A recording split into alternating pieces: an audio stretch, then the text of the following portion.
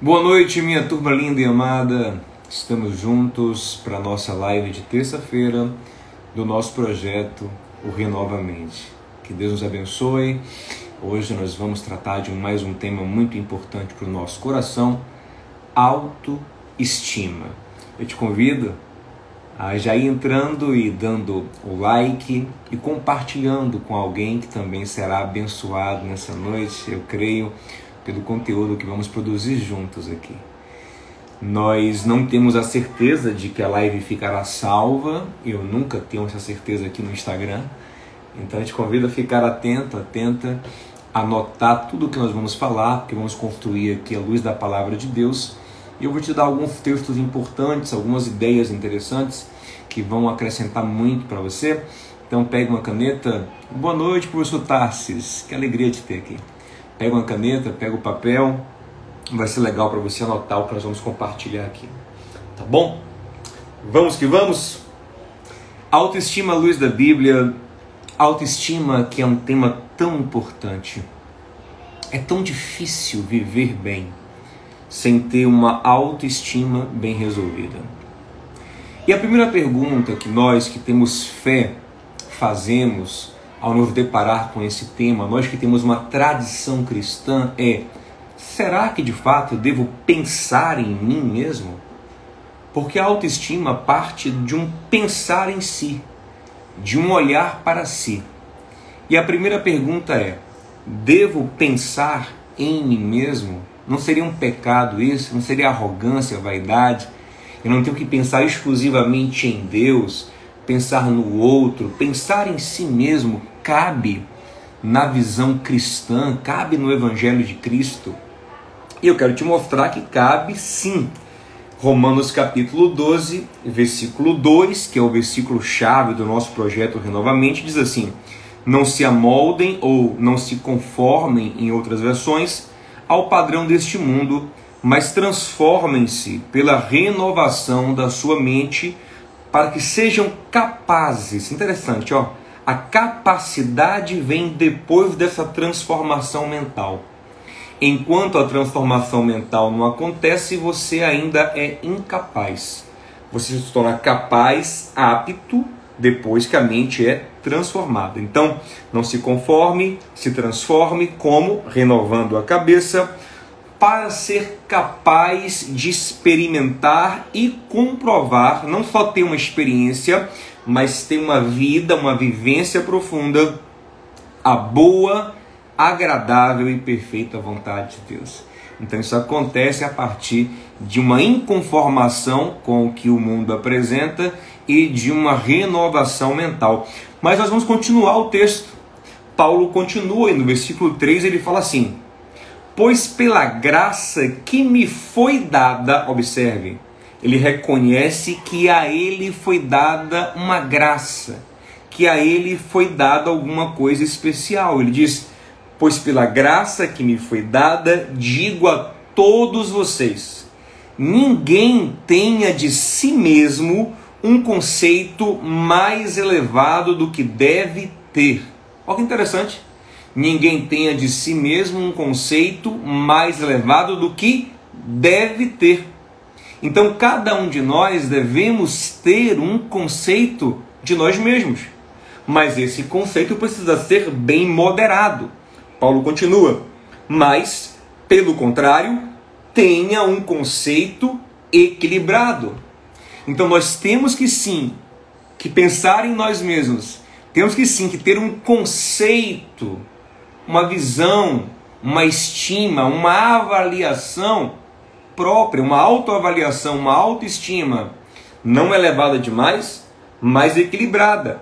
E Paulo vai dizer qual é o parâmetro dessa autoavaliação, dessa autoestima. Ele diz: de acordo com a medida de fé que Deus lhe concedeu. Olha que coisa interessante.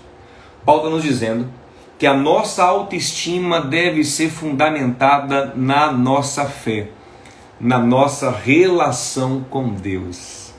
E é a partir daí que a gente vai começar a construir hoje aqui. E eu quero te falar, ler para você aqui uma frase de um autor que eu sempre recomendo para vocês, o Viktor Frankl.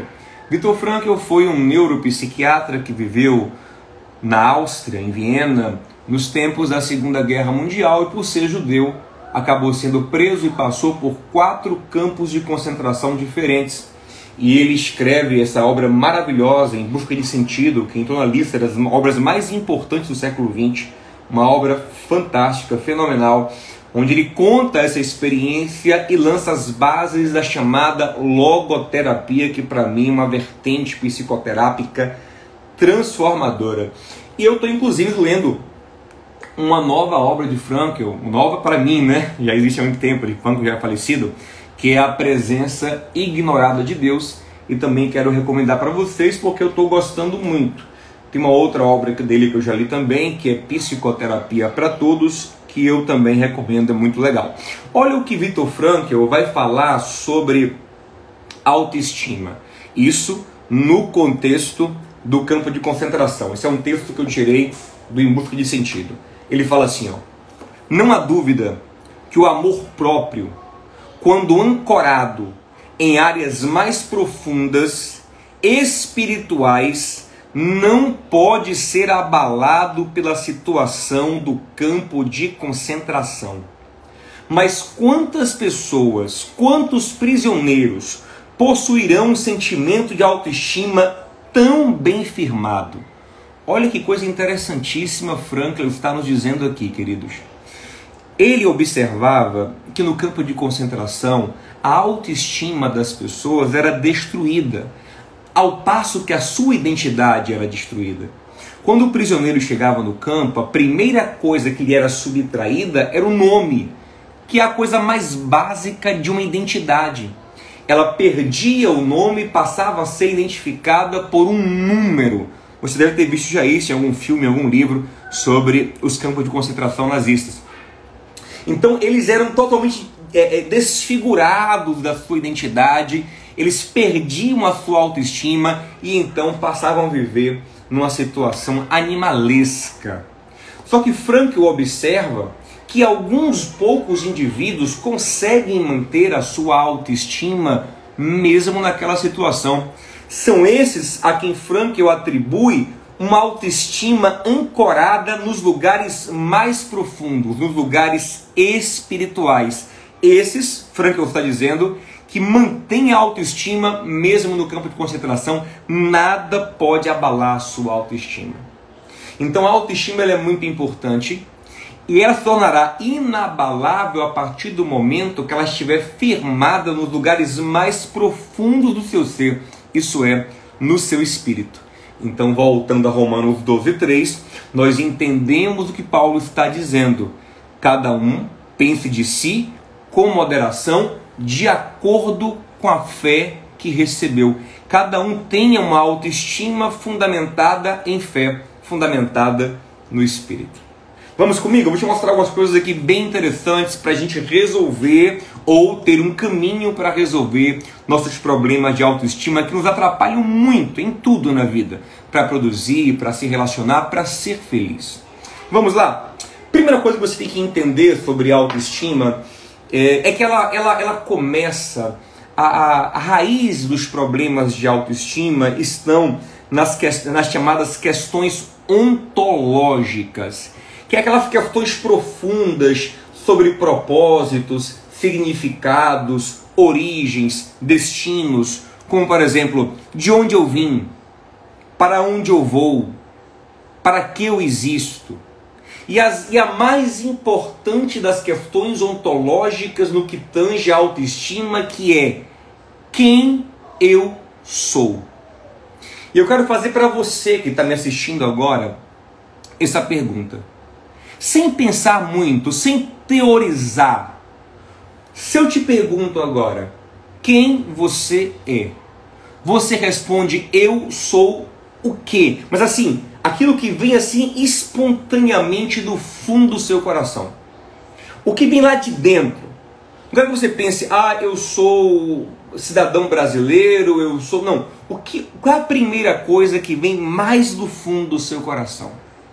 Qual é esse eu sou? Mais fundo do seu coração.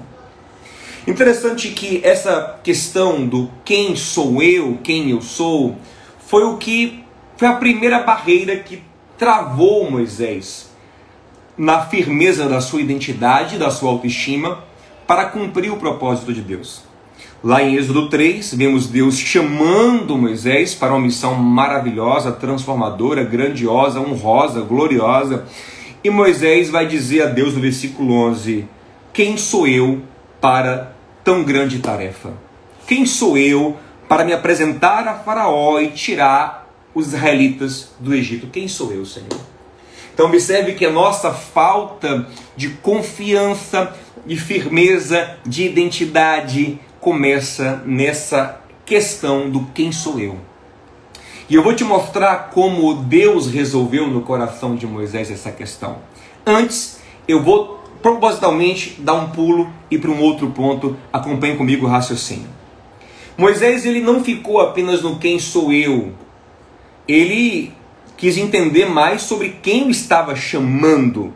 Ele fez bem. Isso aqui é transformador. Ele olhou para Deus no versículo 13, ele falou, e outra coisa, quem é o Senhor? Eu vou chegar lá no Egito, vou falar do Deus de Abraão, de Isaac, de Jacó, mas o povo, sabe, está meio assim, esquecido do Senhor. Lá no Egito, os deuses têm nomes. E vão me perguntar, quem é esse Deus? Qual é o nome dele? Moisés fala isso. Deus, vão perguntar qual é o teu nome. Então Deus responde a Moisés, eu sou o que eu sou. É isto que você dirá aos israelitas. Diga a eles que o grande eu sou te enviou. Olha que coisa poderosa.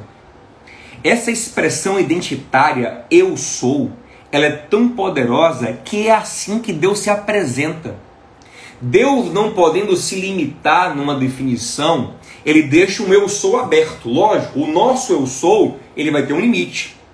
Mas o eu sou de Deus é aberto. Mas o que importa para a gente aqui é perceber que a força identitária que está ligada à autoestima começa com essa expressão, eu sou.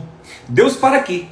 Na verdade ele vai além. Ele fala, eu sou o que sou. Porque ele não se limita. Né? Eu sou tudo o que eu quiser ser, o que precisar. Eu não tenho limite, eu não tenho definição. Você e eu não. Nós vamos falar um eu sou e vamos apresentar alguma coisa. E isso é importantíssimo para definir quem nós somos e para manter a nossa estima no lugar certo. Essa expressão eu sou é tão poderosa que olha o que acontece lá em João capítulo 18. Jesus, ele está no Getsêmani com os discípulos, quando se aproxima Judas liderando o bando que vinha prender Jesus. E olha o que acontece, versículo 4. Jesus, sabendo tudo o que lhe ia acontecer, saiu e lhes perguntou, a quem vocês estão procurando? A Jesus de Nazaré, responderam eles. Eu sou, disse Jesus. Quando Jesus disse, eu sou, eles recuaram e caíram por terra. Olha que coisa forte. Jesus perguntou a eles, a quem vocês procuram? Era a voz de Jesus. O Senhor falou com eles, a quem vocês procuram? E ninguém caiu no chão. Mas quando Jesus disse, eu sou, o que parece no texto é que a divindade dele vem para fora com a expressão eu sou. Olha o poder dessa expressão para liberar o que nós somos. Jesus é Deus. Mas quando ele fala assim, ó, a quem procuras, ninguém cai. Mas quando ele fala, eu sou, os homens recuam e caem para trás. Interessante que Jesus, no Evangelho de João, ele afirma 7 eu sous poderosíssimos. Eu sou o pão da vida, eu sou a luz do mundo, eu sou o caminho, a verdade e a vida, eu sou a porta das ovelhas, eu sou o bom pastor, eu sou a videira verdadeira, eu sou a ressurreição e a vida. Só coisa grandiosa. E a pergunta que eu te faço, era Jesus soberbo por afirmar que ele era, por usar o eu sou com tanta autoridade e firmeza? Era Jesus soberbo fazendo isso? De forma alguma. Nós conhecemos o que ele mesmo disse em Mateus 11, 29. Venham para mim, aprendam de mim, porque eu sou manso e humilde de coração. A despeito de ser um homem humilde de coração, ele também tem firmeza na sua identidade e afirma eu sou 7 vezes, ou com 7 expressões, mais 7 vezes, mas 7 expressões diferentes do seu eu sou, revelando a sua grandeza e a sua divindade. Então, aprende isso. Dizer eu sou não é romper com a humildade. Humildade não é pensar pouco de si mesmo. Humildade é pensar pouco em si mesmo. Quando você assume a sua identidade, você está inclusive se colocando numa posição que vai te ajudar a servir o mundo. Porque quem não tem identidade e autoestima bem resolvidas é um péssimo servo e não consegue ser humilde. A essência da humildade é o serviço, é o se entregar pelo outro. Mas a partir do momento que eu não sei quem sou, como eu vou servir? Eu não sei nem o que eu vou oferecer. Eu não sei nem o que eu vou entregar ao outro. Então, cada vez que Jesus afirmava eu sou, eu sou, eu sou, ele estava dizendo, eu estou oferecendo isso para vocês. Eu sou o pão da vida, se alimentem de mim. Eu sou a videira verdadeira, comam do meu fruto, sejam inseridos nessa videira. Eu sou o caminho, venham por mim. Eu sou verdade, aprendam de mim. Eu sou a vida, recebam o meu fluir de vida. Eu sou o bom pastor, vou pastorear vocês. Eu sou a porta, passem por mim. Eu sou a luz do mundo e se depender de mim, vocês não ficarão em trevas. Então isso não é vaidade, hein? Aprenda isso, desbloqueia isso na sua mente hoje. Ei, desbloqueia. Dizer eu sou não é vaidade, não é soberba. Dizer eu sou é uma confirmação da sua identidade, o que lhe permitirá servir a outros em humildade. Entende? Quer ver uma coisa para você entender bem isso? Imagina que você vai fazer uma cirurgia, que Deus te livre e te guarde. Eu tive essa experiência uma vez na vida, uma primeira, espero que a última vez na minha vida. Eu fiz uma cirurgia de apêndice, tive apendicite e fiz a cirurgia. Tive a alegria de ser operado por um médico que é até um irmão em Cristo, maravilhoso, muito carinhoso, gente boa demais, Dr. André. E quando eu cheguei lá, nunca tinha feito cirurgia, e eu sou aquele cara que já pesquisa no Google tudo antes, que já vê tudo antes, né? Sou esse tipo de pessoa. Cheguei lá sabendo tudo, como é que poderia ser, quais são os efeitos, as consequências, sequelas, poderia dar errado. Cheguei sabendo tudo.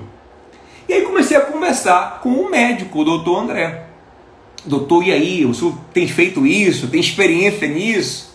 E, gente, a última coisa que eu queria na minha vida é que ele falasse assim, Diogo, é o seguinte, olha, dizem aí que eu sou cirurgião, dizem aí que eu sei operar apêndice, mas eu não vou falar isso de mim mesmo não, né? Pelo contrário, o que eu mais queria e o que ele realmente fez é que ele dissesse, Diogo, fique tranquilo, eu sou cirurgião, eu sou um especialista nessa situação e eu vou te servir. Entende? Não é arrogância, é firmeza de identidade que me passa uma segurança fundamental. Imagina você entrar num avião e tem um homem sentado lá na cabine do piloto, atrás do volante do avião, e você fala para ele assim, vem cá, você sabe pilotar? E fala, ó, dizem aí que eu sou piloto. É o que falam, eu não vou falar isso de mim mesmo não. Não! O que você mais quer é que ele diga, eu sou piloto, eu tenho experiência, eu tenho um certificado, eu tenho tantas milhares de horas de voo. Entende? Então saber quem você é não fere a sua humildade, pelo contrário, te permite ser humilde.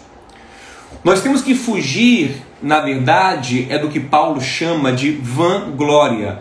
É o que ele fala em Gálatas 5:26. Não nos deixemos possuir por vanglória, provocando uns aos outros, tendo inveja uns dos outros. O que é a vanglória? É o que a palavra diz, a glória vã. É aquela glória que não tem utilidade. É aquela glória que no fim não é glória a Deus. É uma glória humana, carnal, vaidosa, egocêntrica, egoísta. Mas quando a minha glória aponta para a glória de Deus, e não tenha medo dessa expressão minha glória, uma expressão bíblica, há uma glória que vem para o homem, uma glória da natureza, uma glória que aponta para a glória de Deus. Glória é um reconhecimento, glória é um brilho, glória é uma manifestação de algo bom, belo, bonito. Quando a glória não aponta para a glória de Deus como fim último, então é uma vanglória, é uma glória inútil, é uma glória vaidosa, é uma glória do meu ego. Disso eu devo fugir. Mas a partir do momento que eu entendo o meu eu sou para servir o mundo, isso é maravilhoso. Por exemplo, eu hoje só consigo pastorear porque eu entendi esse eu sou. Interessante que isso demorou um pouco para mim, eu sempre conto isso. O primeiro eu sou que brotou no meu coração foi eu sou pregador. Disso eu me convenci, eu fui convencido, que é o mais importante, eu falo sobre isso daqui a pouco. Eu fui convencido bem cedo. Eu sou um pregador. Então, na hora de pregar, eu tinha coragem, eu tinha firmeza. Mas mesmo depois de ordenado ao ministério pastoral, demorou de cair a ficha do eu sou pastor. Então, em momentos em que eu precisava agir como pastor, eu era receoso, eu era tímido. Lembra da nossa live sobre timidez? Quem não assistiu, assista aqui. Está no meu IGTV, uma live importantíssima. E o último ponto é justamente esse. Eu não conseguia oferecer às pessoas o meu melhor porque eu não tinha o meu eu sou bem resolvido. Eu ficava tipo assim, eu tenho que ir, eu tenho que fazer, eu tenho que falar, eu tenho que intervir, eu tenho que buscar, eu tinha que me trabalhar, você é o pastor. É igual uma historinha que conta que tinha um homem dormindo domingo de manhã, sabe aquela preguiça de levantar da cama. A esposa falou para ele: amor, levanta, temos que ir para o culto, dia de igreja é domingo. Ele fala: todo domingo eu tenho que ir para a igreja? Poxa, por que isso? Não, eu quero dormir mais. Amor, levanta, vamos para o culto. Por que eu tenho que ir para a igreja? E a mulher falou assim: porque você é o pastor. Quando eu sou não está bem resolvido no nosso coração, as coisas se travam.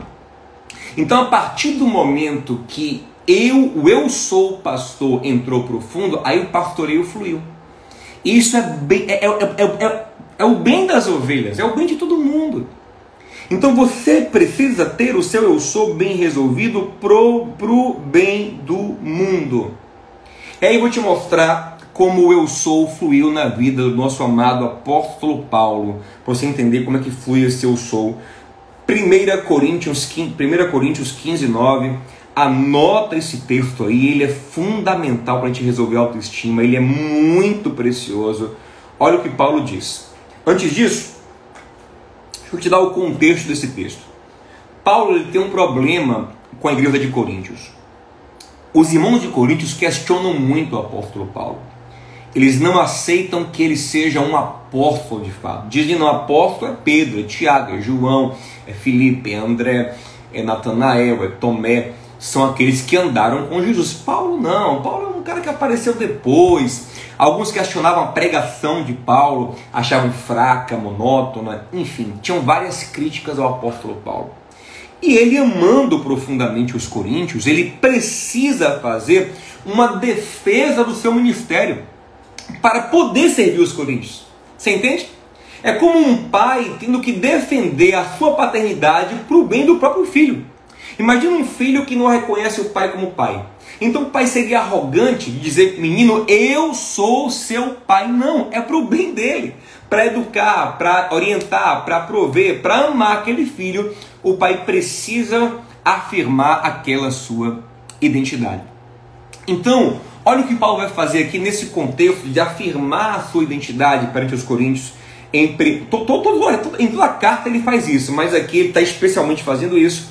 Em 1 Coríntios 15, 9, ele fala assim: pois sou o menor dos apóstolos, e nem sequer mereço ser chamado apóstolo. Gente, não é mérito não. Não é mérito não. Eu não mereço, porque eu persegui a igreja de Deus. Mas, pela graça de Deus, sou o que sou. Chega a me arrepio quando eu falo isso, porque isso é muito profundo. Paulo fala: eu sou o menor dos apóstolos. Eu nem mereço ser apóstolo, porque o meu passado me condena, ou me condenava até a cruz, me absolver em Jesus, né? Me purificar em Jesus. Mas, mesmo com tudo isso, Deus, por sua graça, por seu favor, pelo mérito de Cristo, pelo que Ele quis fazer, por sua soberania graciosa, me fez ser. E pela graça de Deus eu sou o que eu sou. Eu não posso negar o que eu sou. Aí ele vai continuar no texto dizendo: e a sua graça para comigo não foi inútil. Se o que Ele me deu, eu aceitei, eu assumi. Mas antes trabalhei mais do que todos eles, todos os apóstolos. Não eu, mas a graça de Deus comigo. Gente, o que Paulo está dizendo aqui é o seguinte: o que Deus me fez ser, eu aceitei ser. Eu não mereço ser apóstolo, Deus me fez ser e eu assumo o que eu sou. E aí ele tem a ousadia de usar a mesma expressão que Deus usou, que Yahvé usou. Inclusive Yahvé nasce dessa expressão, eu sou o que sou. O tetragrama que gera o nome Yahvé, que é traduzido na nossa Bíblia como o Senhor, é eu sou o que sou. E Paulo fala isso, gente. Pela graça de Deus, sou o que sou. O que significa isso? O que eu manifesto é o que eu sou de verdade. E esse é o lugar onde nós precisamos chegar. Você tem que manifestar a sua autoestima, estará bem resolvida quando a verdade que está dentro de você, ela é correspondente àquilo que você manifesta. Quando você manifesta uma coisa que não é uma verdade em você, você fica fraco. Você vai ter o chamado complexo do impostor. Eu tenho acompanhado várias pessoas, eu dou mentorias individuais e muitas pessoas têm o complexo do impostor. Por quê? Porque eles tentam manifestar uma coisa para a qual não há uma validação no seu interior. Ele se sente um impostor. Às vezes ninguém questiona ele. Às vezes ninguém questiona ela. Mas em qualquer olhar atravessado, ele já acha que estão falando dele, estão falando dela, que estão criticando. Que a qualquer momento ele vai ser descoberto como alguém incompetente, como alguém que é um impostor, como alguém que não sabe fazer as coisas. Por quê? Porque dentro dele não tem a validação. Já Paulo não. Paulo está sendo criticado pelos coríntios, mas ele se mantém seguro, se mantém com a autoestima bem firmada. Por quê? Porque ele é fora o que ele é dentro. Você entende? Se eu manifesto fora o que está dentro de mim, pronto, a minha autoestima está bem realizada. Então a meta de todos nós é sermos o que somos. Então, se você fora é algo que não é dentro, você tem que deixar de ser. Desconstruir. Eu vou falar sobre isso aqui com você se der tempo. Mas, e aquilo que você realmente é dentro, você tem que trazer para fora. Agora, vamos lá. Como é que a identidade ela se forma dentro de nós? Sou eu que escolho quem eu sou? E aí a partir de então eu digo eu sou isso, e eu sou bom, e eu me aceito, eu sou útil ao mundo? É assim que eu me posiciono? Não. A identidade ela é atribuída sempre por figuras externas. E nós aceitamos a identidade que nós recebemos. Por exemplo, quem é que declara alguém médico? Alguém se autodeclara médico? Não. É o Conselho de Medicina. Quem declara alguém um advogado? É a Ordem dos Advogados. Quem declara alguém um faixa preta numa arte marcial?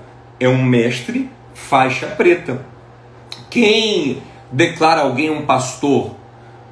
É um conselho de pastores. Quem é que dá a alguém uma carteira de habilitação?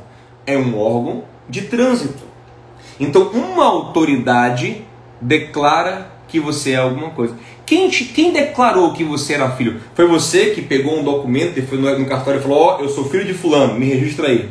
Será que eu poderia hoje ir no cartório e falar assim: olha, eu sou filho de Silvio Santos, me registra aí, agora é só esperar a minha parte da herança? Não posso fazer isso. Mas o próprio Silvio Santos na ocasião do meu nascimento, poderia brigar com o meu pai e falar assim: epa, não, quem vai registrar esse menino sou eu. Esse menino tem cara de judeu, esse narigão de judeu dele aí, então eu sou judeu também, eu quero registrar esse menino e eu quero atribuir a ele a minha identidade, o meu nome, né? Ele vai ser filho de Cenoura Abravanel, né? Que é o popular Silvio Santos. Então quem atribui a identidade é alguém que vem de fora. E aí a gente já começa a entender um pouco mais sobre identidade.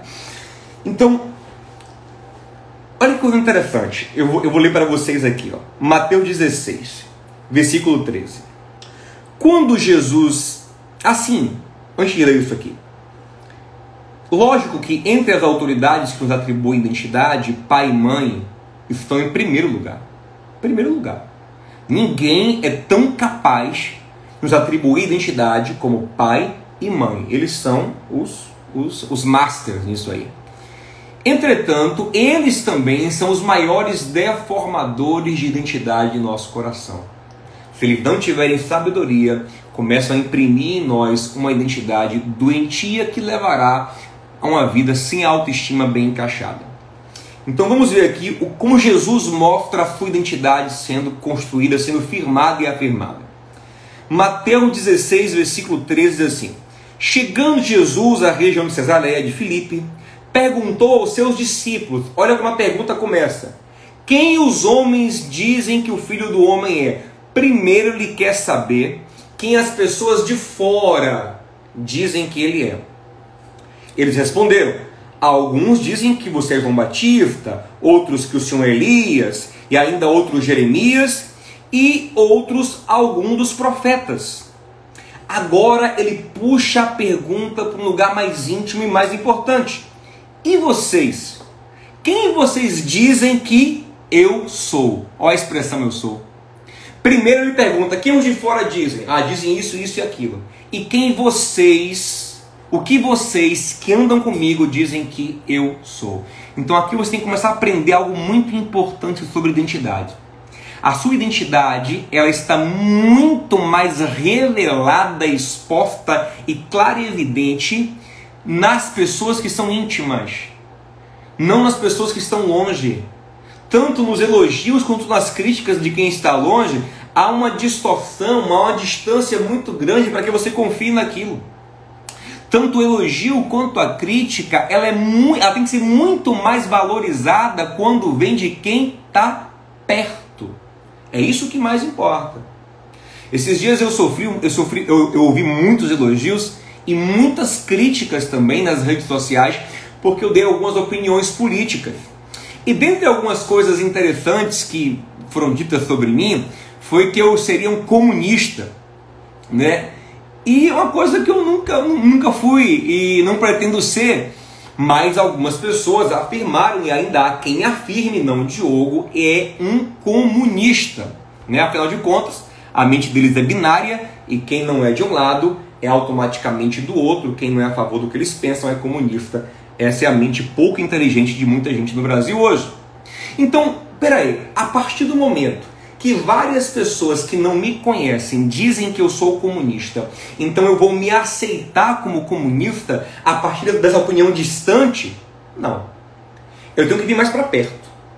Tenho que ouvir minha esposa, tenho que ouvir meus filhos, tenho que ouvir minha família, amigos íntimos. Agora, se eles começam a falar que eu sou comunista, então aí já tem um peso maior, porque eles me conhecem mais. Eles sabem mais sobre a minha identidade do que quem está longe. A opinião deles importa mais. Entende? Só que Jesus ainda vai para um nível mais profundo. Porque Pedro olha para ele e diz: tu és o Cristo, o Filho de Deus vivo. E o Senhor respondeu para Pedro: não foi carne nem sangue quem te revelou, mas o meu Pai que está no céu. Como que diz Pedro, mais importante do que a sua opinião de qualquer homem é a opinião e a identidade que o meu Pai que está no céu me atribui. Então observe, o que mais importa é a opinião da pessoa que mais te conhece. Ele, mais do que ninguém, vai lhe atribuir identidade. é Deus, mais do que os amigos íntimos, mais do que o seu cônjuge, que vai lhe atribuir identidade. E buscar essa identidade em Deus é que é a grande questão, tá bom? Então, você tem que começar a perceber da onde vem a sua identidade. De onde vem? Eu estou pautado nos que estão longe, e não é que a opinião de quem está longe não tenha valor algum. Tem algum valor, tem alguma percepção ali, mas a de quem está perto tem ainda mais valor. Mas o maior valor ainda é daquele que está dentro de mim. Aleluia, né? Quem está longe tem um valor menor, quem está perto tem um valor ainda relativo, mas quem está dentro de mim tem um valor total naquilo que vai falar ao meu respeito. Beleza? Então, antes da gente chegar lá, eu te mostrar como é que você vai achar essa resposta de quem você é, e aí firmar sua autoestima no seu coração, permita-me falar um pouco sobre desconstrução.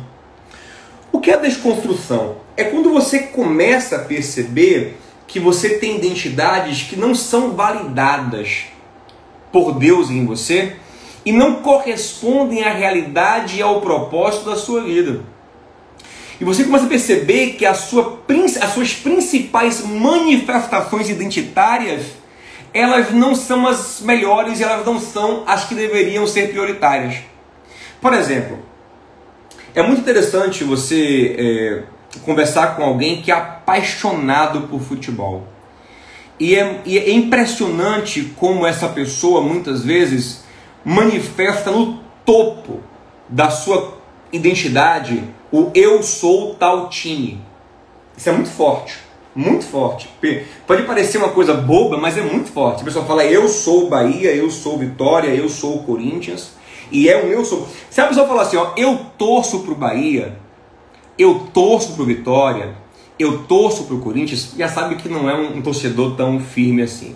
O torcedor pra valer, aquele apaixonado, identificado, ele fala eu sou. O eu sou vem antes do nome do time. Eu sou Vitória, eu sou Corinthians. E aí você começa a perceber que esse cara vai ter um grau de comprometimento profundo com aquilo. Ele vai ter um grau de emoção, de entrega, ele vai se importar, vai dedicar tempo, vida, aquilo de uma maneira profunda. Alguns de uma maneira tão profunda que eles literalmente matam e morrem por aquele time. E você fala assim, caramba, como é que alguém é capaz de brigar, de matar, de se expor por um time de futebol? Esse cara é louco? Não, não é que ele é louco, não. É que ele está profundamente identificado com o time. O time e ele, no fundo da alma, são uma coisa só. Então, quando o time é ofendido, ele é ofendido. Se você, por exemplo, hoje eu torço pelo São Paulo. Eu não sou São Paulo, eu torço pelo São Paulo. Então, se você fizer uma piada com o São Paulo, se você ofender o São Paulo, para mim diz muito pouco.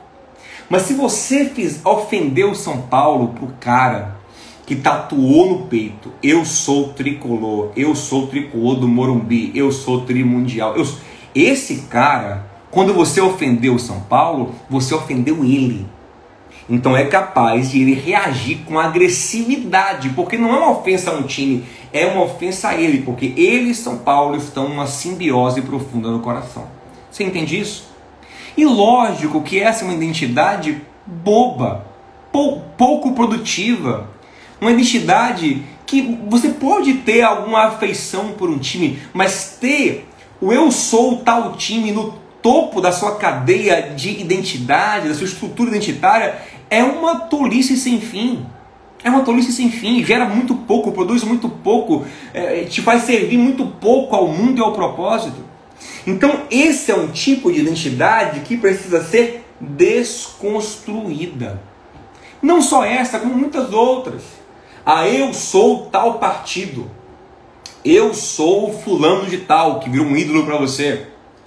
Eu sou baiano, e aí eu boto a Bahia como uma coisa mais importante. Eu sou brasileiro, nacionalismo como uma coisa... Eu vou criar identidades que são quase ou idolátricas. e que me arrancam daquilo que é mais importante. E aí, às vezes, tem que ter uma ruptura, um afastamento dessas coisas, sim, para ter uma reconstrução de uma identidade profunda firmada em Deus. É isso que Deus faz o tempo todo na Bíblia.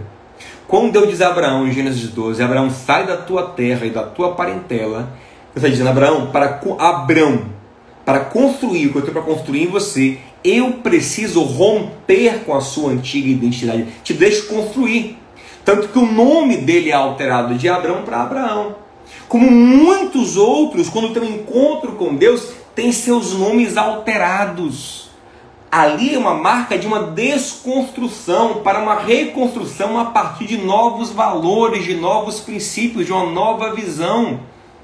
Então, muitas vezes você não vai conseguir ser alguém de identidade firmada nesse lugar profundo que falamos no começo, que Vitor Frankl fala, no lugar espiritual, identidade inabalável. Por quê? Porque você continua com identidades tolas, sufocando a semente da palavra que deveria atribuir a você a identidade mais profunda que existe.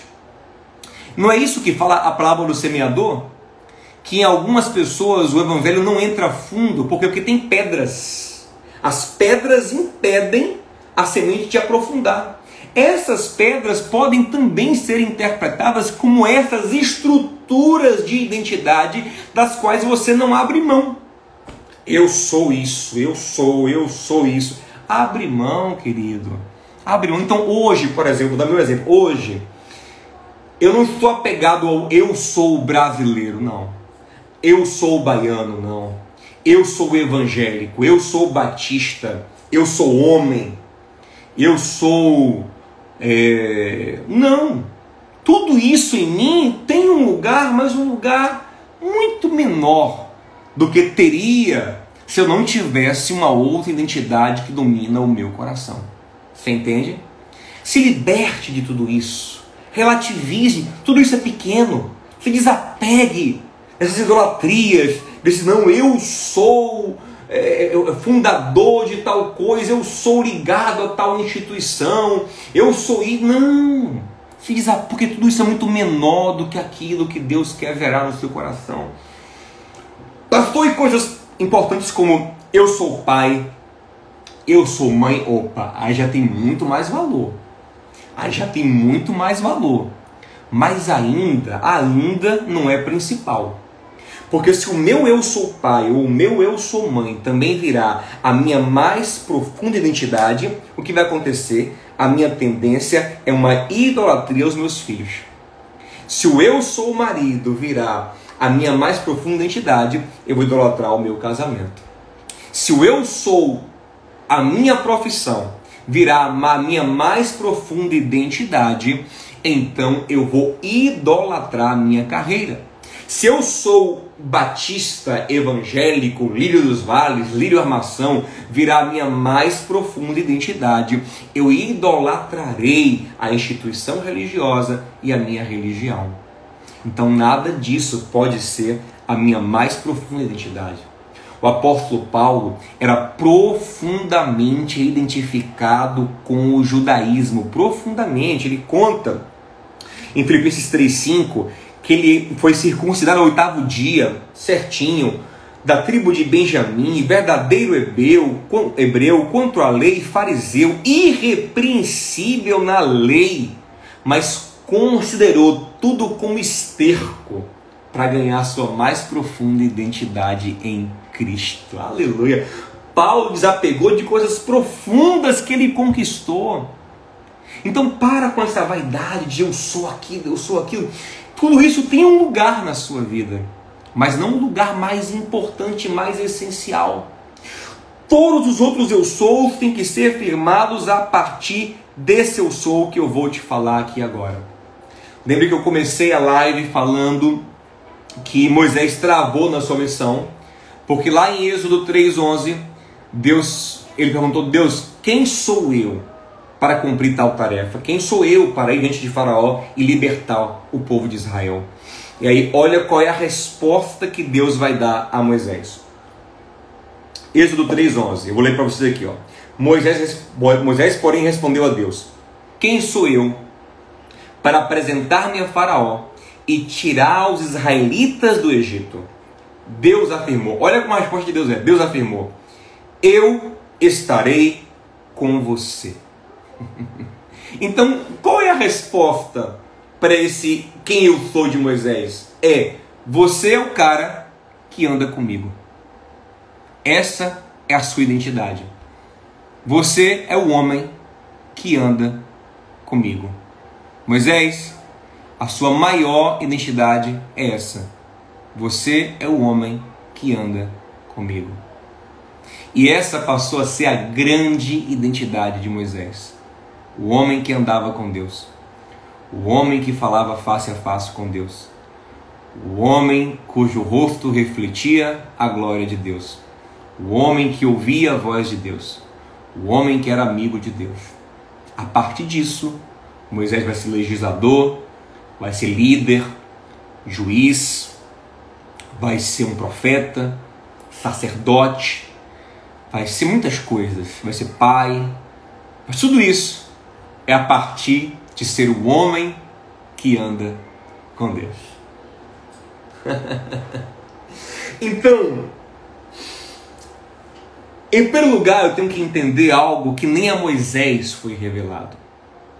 Eu tenho que entender que Jesus me concedeu o poder de ter a mais profunda identidade que alguém pode ter na terra: ser filho de Deus. Lembre que quando o Pai quis afirmar Jesus, na ocasião do seu batismo, Mateus capítulo 3, o que é que o Pai diz? Esse aí é o meu enviado, o meu ungido, o meu profeta, o meu Messias. Tudo isso seria verdade. Messias e ungido é a mesma coisa, né? Esse aí é o meu líder que eu escolhi, é o rei que eu elegi. Poderia ser, não. Mas quando o Pai quis dar um testemunho público sobre Jesus, logo no início do ministério, ele falou: esse aí é o meu filho amado. Porque existe ex-rei, existe ex-líder, existe ex-profeta, ex-pastor, existe ex-tudo. Mas ex-filho não existe. Uma vez filho, para sempre filho. E não só filho, filho amado, em quem a minha alma tem prazer. Essa identidade é atribuída a Jesus. E como essa identidade é confirmada, gente? Quando o Pai fala isso, então se vê o Espírito Santo descer sobre ele como uma pomba. Então aprenda como é que a gente desenvolve a nossa mais profunda identidade em Deus, que vai nos fortalecer na autoestima para tudo. Como? Você ouve a palavra do Pai ao teu respeito e o Espírito Santo testifica no seu coração. É o que Paulo vai dizer lá em Romanos 8,16. O próprio Espírito de Deus testemunha ao nosso espírito que somos filhos de Deus. Essa é uma experiência mística. Essa é uma experiência espiritual. Não é uma coisa que eu possa ensinar como. Eu posso lhe contar o que acontece. O que acontece? Você recebe uma comunicação espiritual dentro de você. O Espírito fala no lugar mais fundo do seu coração. Isso é transformador, isso é libertador, isso é maravilhoso. Lembre que Jesus disse em João 14,16: não deixarei vocês órfãos, mas eu vou orar e o Pai vai mandar um Consolador, o Espírito da verdade, e ele estará com vocês para sempre.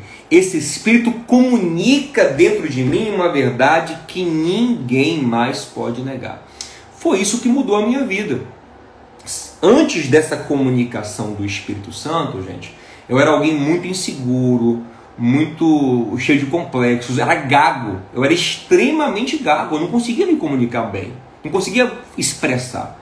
A partir do momento que eu acreditei na palavra de Deus e houve uma testificação do Espírito Santo no meu coração de que aquela palavra que vinha de Deus era verdadeira, então vem a palavra de fora e ela casa com a testificação do Espírito dentro. Você é um filho amado de Deus. A partir dessa base identitária profundíssima, então eu tive confiança. Por eu sou pregador, por eu sou pastor, por eu sou marido, eu sou pai, eu sou qualquer coisa que Deus quer que eu seja.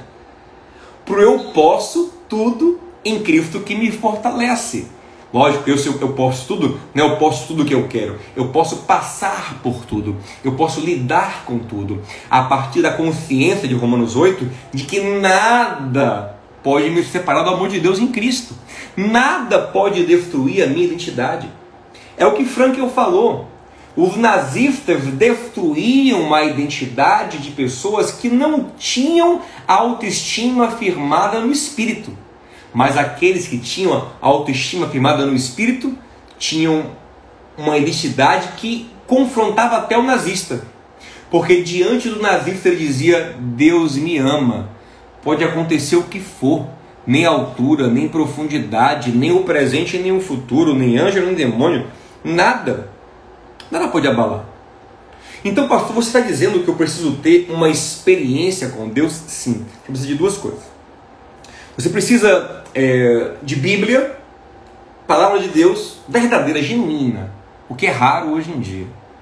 Não estou falando que só eu quem tenho, não. Nem que eu tenha. Julgue, me ouça, avalie, questione. Mas ao ouvir outros também, faça a mesma coisa. Faça a mesma, porque o que eu tenho visto hoje é que palavra de Deus verdadeira e genuína é uma coisa cada vez mais. Então você tem que ouvir, você tem que estudar a palavra de Deus, porque a fé vem pelo ouvir e ouvir a palavra de Deus. Romanos 10, 17. E lembre que a gente falou no começo, Paulo falou: cada um pense de si mesmo com moderação a partir da fé que recebeu. Então é a fé que vem da palavra que faz você pensar de você mesmo o que deve pensar. Entende? Então você ouve a palavra e você busca uma experiência com o Espírito Santo. Sim, uma experiência, uma comunicação espiritual. Gente, não é só estudar não. Ei, evangelho não é só experiência acadêmica, não. Não é só experiência com o racional, não. É com o espiritual. É com o suprarracional, não é com o irracional. Evangelho não é. Existem 3 dimensões. A irracional, que é animal, e aí até quem questiona acha que os animais têm um nível de racionalidade, né? Enfim, vamos entrar nessa polêmica agora. Amo os animaizinhos também, mas até então, o nível irracional, que é o animal, o nível racional da consciência humana, e o nível suprarracional. O nível suprarracional, ele encheu a sua razão, mas ele vai para além da sua razão. É o Salmo 139, quando Davi fala: Senhor, tal conhecimento é maravilhoso demais, de maneira que eu não posso atingir. É o que Paulo fala em Romanos 11. Ó profundidade da ciência, da sabedoria, do conhecimento, quem conheceu a mente do Senhor? Quem pode sondar os seus caminhos? Ninguém. Ele é maior do que todos nós. É Isaías 55, 8 e 9. Os caminhos de Deus e os pensamentos dele são mais altos do que os nossos, como os céus são da terra.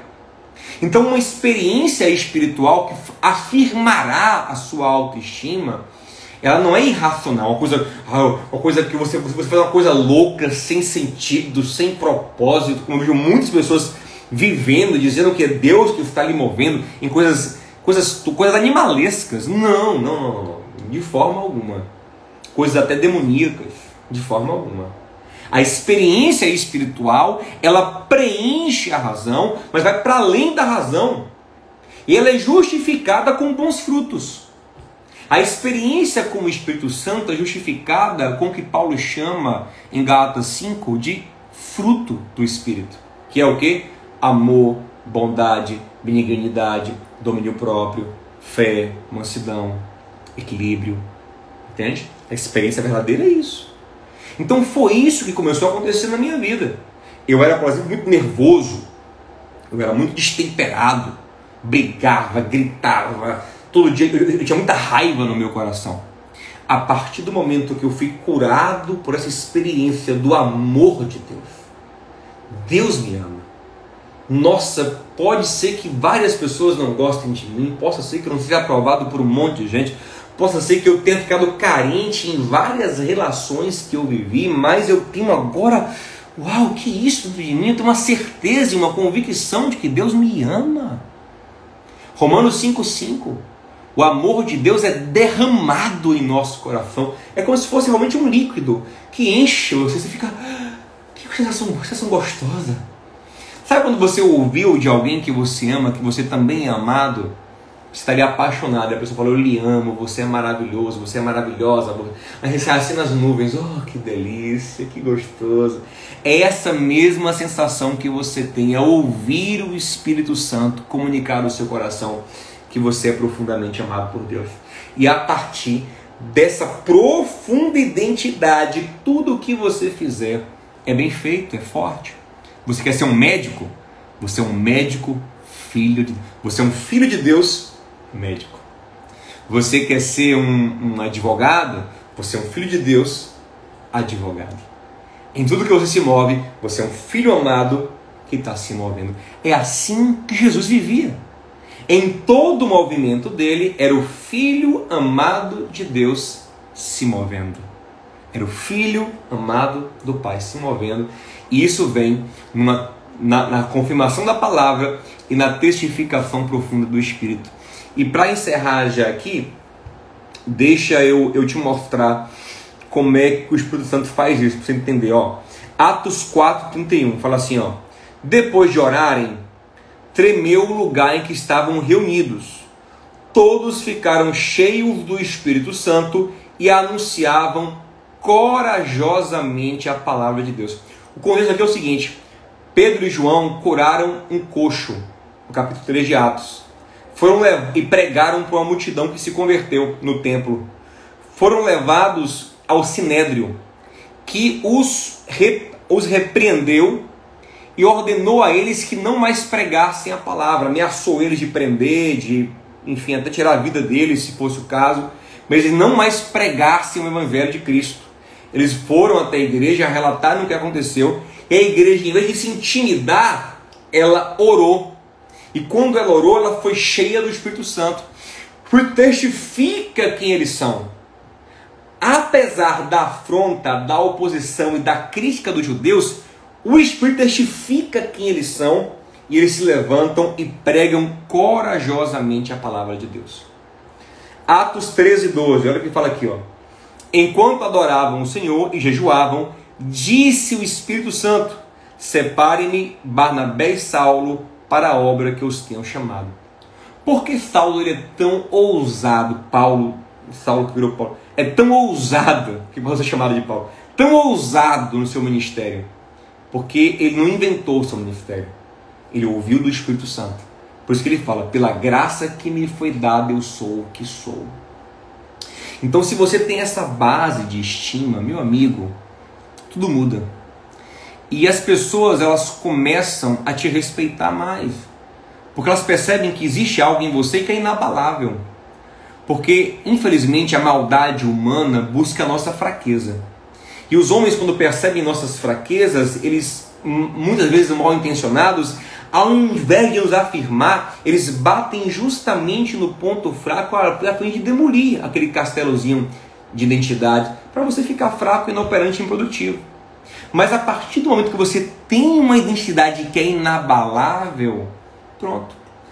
Cabe aos homens reconhecer, aceitar ou, no mínimo, sair do caminho, porque você não para, você é forte, você é firme, você é convicto de quem você é a partir de uma revelação.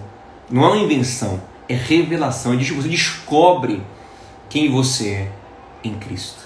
Amém? Então, essa aqui, eu poderia falar muitas outras coisas sobre identidade, especificar mais algumas coisas, mas eu acho que ela vai acabar ficando muito grande. Já passei um pouquinho aqui. Chegamos já a 1 hora de live. Eu acho que tá bom por hoje. E eu quero te estimular a ter coragem de desconstruir, de abrir mão de identidades que estão impedindo a sua mais profunda identidade de fluir e de permitir que Cristo gere em você a mais poderosa identidade. Sabe o que eu acho legal? E aqui eu vou eu vou encerrar mesmo. Por exemplo, os judeus. Os judeus eles têm uma força identitária muito grande, porque a tradição deles é muito forte. A identidade tem muito a ver com aquilo que é transmitido de pai para filho, com a tradição, com o inconsciente coletivo. Então é muito comum você ver um judeu se movendo com muita confiança em qualquer coisa que ele faz na vida, com muita autoestima, porque a sua base identitária está firmada em valores bíblicos, em valores eternos, em tradições muito fortes. E às vezes eu vejo que nós cristãos ainda estamos construindo isso em nós. Lógico, a nossa tradição ela é mais nova do que a judaica. Mas assim, você observa que quando a pessoa ela vem de um lar cristão, tem um pai, tem um avô, um bisavô cristão, ela vem com uma formação de mente diferente. Então você não teve isso, não teve essa afirmação na infância que é tão poderosa, tão essencial. Mas você precisa hoje, agora, começar a buscar em Deus essa identidade, essa afirmação, essa construção poderosíssima, basilar. Não é eu sou evangélico. Não é eu sou evangélico. Mas eu sou filho de Deus, eu sou amigo de Deus, eu ando com Deus. E a partir daí, tudo que você faz é construído nessa identidade. Tá bom, gente? Obrigado por ficarem comigo até aqui. Se quiserem tirar dúvidas, fazer perguntas, interagir mais comigo, eu tenho um grupo no Telegram. Na minha bio aqui, tem um link, você clica no link, entra no grupo do Telegram e vem pra gente conversar mais, tirar dúvidas, responder perguntas que são feitas no grupo. É bem legal. Manda também links lá, curiosidades, é um grupo bem legal. E todo dia, 7h15 da manhã, de segunda a sexta, eu faço um devocional, como é do Renovamente, eu chamo de Revocional, no meu canal do YouTube. E o link também está aqui na minha bio. Você clica ali no link e vai para o canal do YouTube. Lá também tem vídeos mais profundos na área exclusiva do canal, que a gente chama de mentoria para os membros do canal. Tem muita coisa boa. Vamos que vamos, gente. Um beijo, Deus abençoe vocês. Vocês tenham uma autoestima fundamentada nessa identidade profunda de ser filho de Deus. Isso é inabalável, isso ninguém pode tirar de você. Isso é maravilhoso. Um beijo, boa noite, salão no coração.